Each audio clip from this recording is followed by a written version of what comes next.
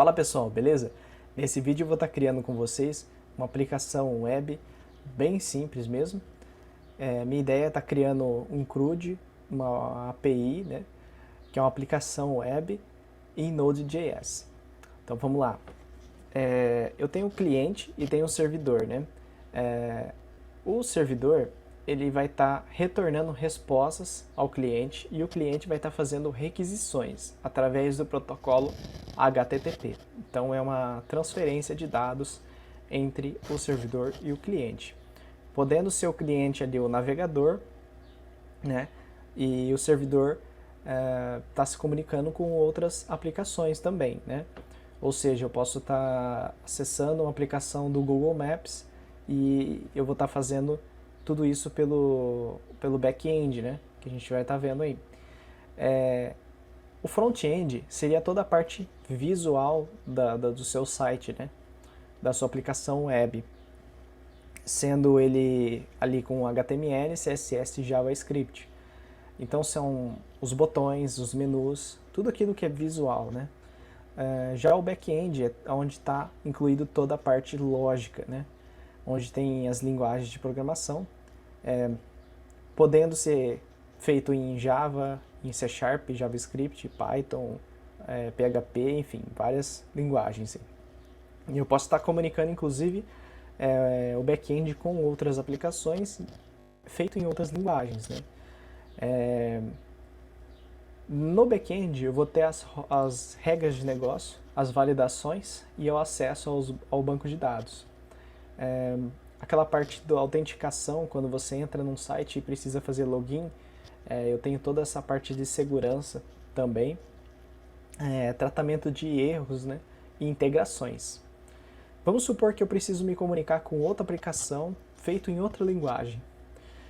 Vamos supor uma aplicação em PHP comunicando com uma linguagem, uma outra aplicação em JavaScript. Como que eu faço essa integração? Eu utilizo JSON ou XML, né? Eu faço essas aplicações, elas podem ser linguagens totalmente diferentes, mas eu consigo me comunicar com elas através do JSON, HTML, XML, ou GraphQL, né?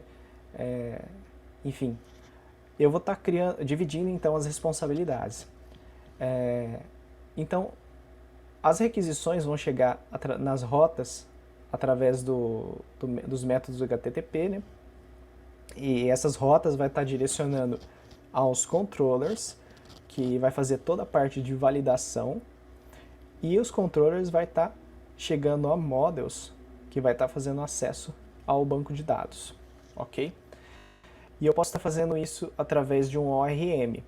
O ORM ele vai facilitar o mapeamento dos dados, né? Vamos supor, eu tenho um banco de dados, diversos bancos de dados aí.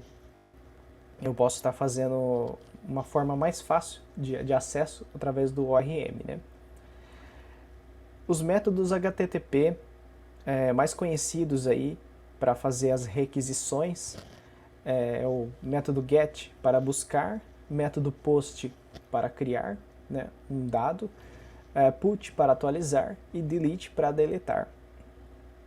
Então isso é um padrão, né?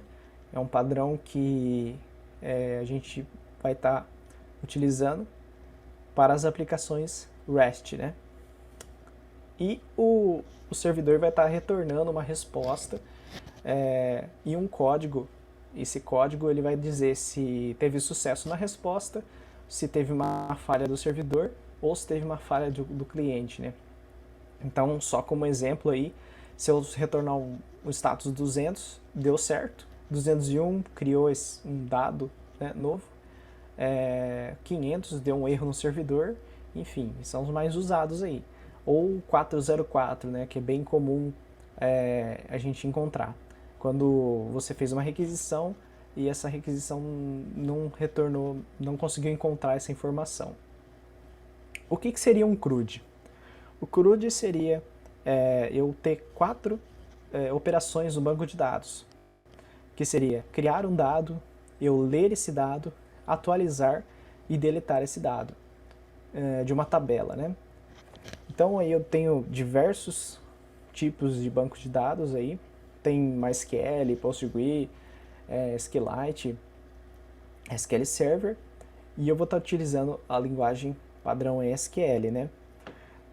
Aqui eu deixei alguns exemplos aqui, quando você está inserindo um dado novo na tabela, quando você está tentando acessar todos os dados de uma tabela. Você pode ver esse asterístico aqui seria para acessar todos os dados dessa tabela de usuários. Quando eu quero atualizar a tabela usuários, né, e eu quero atualizar esse dado ou deletar, né. Perceba que aqui na update e o delete tem o comando where aqui. Esse where é para que eu diga para ele, eu quero atualizar esse usuário, ID usuário igual a 1, né? Ou deletar ID usuário 1. Por quê? Porque se eu utilizar um update ou um delete sem where, eu vou estar atualizando todos os usuários, todos os usuários dessa tabela, vou estar deletando todos os dados dessa tabela, né?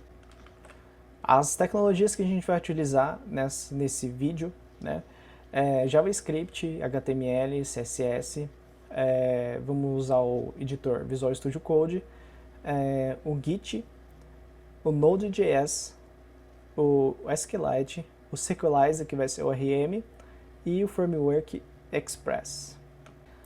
Bom, a gente vai estar utilizando o Node como interpretador de código no nosso sistema, que a gente vai estar usando o Visual Studio Code como IDE, e vamos usar o Express como framework. O Node é bem simples de instalar, é só você baixar, se for Windows, né, instalar, bem tranquilo. Se for Linux, você vai utilizar o comando sudo, apt-get, não pode estar baixando ele por aqui. Aqui o Visual Studio Code também bem tranquilo de instalar. O Express a gente vai instalar através de um gerenciador do Node, e o Git a gente vai instalar para fazer o versionamento do código e para instalar a parte CLI, né, que é a linha de comandos, utilizar o Git no terminal. A gente vai estar abrindo uma pasta, e nessa pasta eu vou começar a criar a nossa aplicação. Então vou dar um comando aqui, code. A gente abriu a nossa aplicação. Se eu der um Ctrl aspas, ele vai abrir o terminal. O terminal aqui ele está configurado com o PowerShell. Eu vou alterar aqui para o Git Bash. Para utilizar o Git Bash. Bom, se você instalou o Node no seu computador, quando você dá um Node-V, ele vai mostrar a versão do Node. Quando eu der o npm-v, ele vai estar mostrando a versão do gerenciador de pacotes do Node. Então a gente vai iniciar o nosso projeto dando um comando npm init, e ele vai estar fazendo uma série de perguntas para a gente criar um pacote. O pacote vai perguntar o nome do pacote. A gente pode dar enter para tudo, dar um yes, ok. Aí ele vai criar um arquivo package.json. Esse arquivo ele contém todas as informações do nosso pacote, né? O arquivo principal, os scripts para rodar o arquivo. E a gente vai dar um comando aqui, touch server. A gente vai estar criando dentro dessa pasta o arquivo server.js. E aqui a gente vai estar iniciando o nosso projeto. Vamos instalar a biblioteca do Express, npm install Express, e vamos salvar essa dependência. Eu vou guardar um pouquinho, ele vai estar criando uma pasta nova. Pronto, instalou. Agora vai aparecer essa dependência aqui, ó, dependências, Express e a versão do Express. Para iniciar o nosso projeto, eu vou dar um comando aqui dentro do script, eu vou estar escrevendo aqui start, Node server JS, vírgula. Ok. Aqui dentro de server, eu vou dar um console.log. Então, a partir do momento que eu escrever npm start e executar esse comando, ele vai estar retornando para mim hello. Eu vou estar interpretando o código em JavaScript através do Node.